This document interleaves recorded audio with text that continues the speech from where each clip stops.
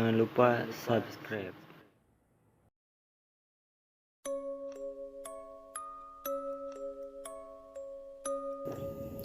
Ayo diminum, pintanya.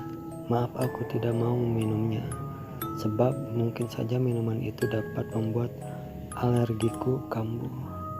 Buat kamu aja, kataku sambil tersenyum.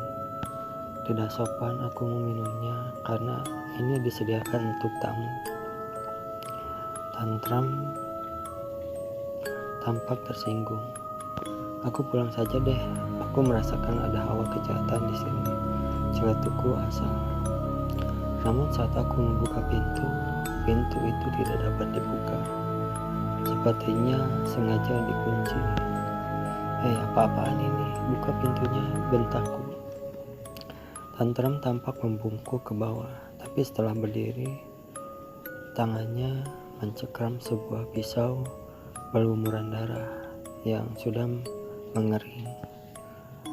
Mau kemana kau? Katanya sambil menyeringai licik. Aku sungguh ketakutan, dadaku seperti ditikam pisau. Walaupun ia belum menusukku, aku berusaha membuka pintu, tetapi tantram semakin dekat. Seketika aku berlari memasuki ruangan yang dapat dikunci.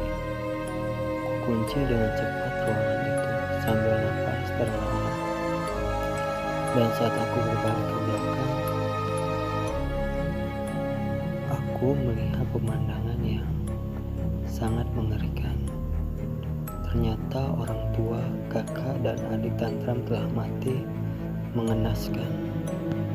Darah di mana-mana, isi perut terburai keluar dari masing-masing jasadnya. Ditambah bau busuk tak sedap memenuhi ruangan itu. Aku serasa ingin muntah. Tiba-tiba, tok, tok, tok. Awalnya pintu itu diketok dengan halus, namun berubah menjadi bunyi gebrakan yang keras. Tantram menusuk-nusukkan pintu itu dengan pisaunya, hingga lama-kelamaan membuat sebuah bolongan yang cukup besar untuk melewatkan tubuhnya.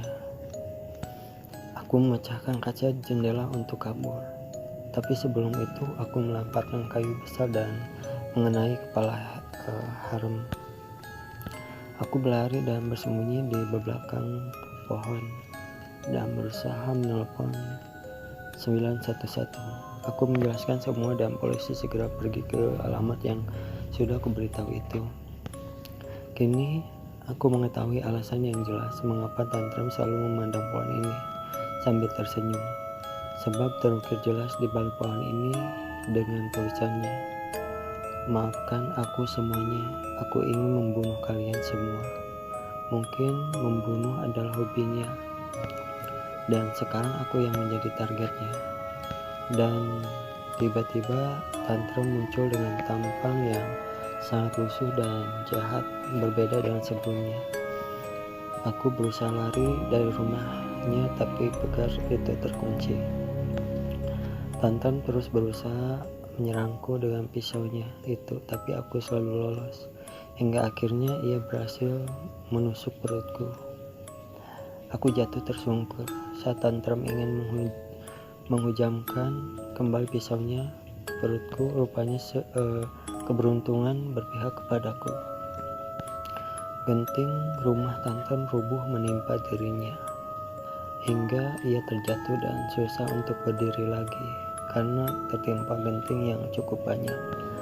Aku segera merangkak menjauhi sambil berteriak meminta tolong. Setelah itu terdengar bunyi ambulan polisi datang ke rumah ini. Segera saja beberapa polisi membuka paksa pagar rumah itu karena terkunci. Akhirnya polisi berhasil menemukanku.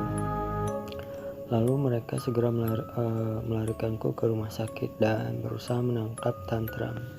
Tantram melakukan perlawanan sampai ada seorang anggota polisi yang berhasil ditusukkannya. Saat mengadang, tantram pergi, tapi akhirnya ia berhasil dilumpuhkan. Segera ia ditangkap dan dibawa ke kantor polisi. 3 hari kemudian aku diperbolehkan pulang dari rumah sakit, tapi aku masih sedikit takut. karena terdengar desa-desu kalau tantrum berhasil kabur dari penjara dan hilang entah kemana. Tapi di samping itu aku juga merasa gembira karena aku dan keluargaku akan segera pindah dan pergi menjauh dari tempat kejadian pembunuhan itu, agar aku bisa melupakannya dan merasa aman dari serangan tantrum. Itulah cerita untuk malam hari ini. Bila kalian suka, tinggalkan like, comment, share, dan subscribe.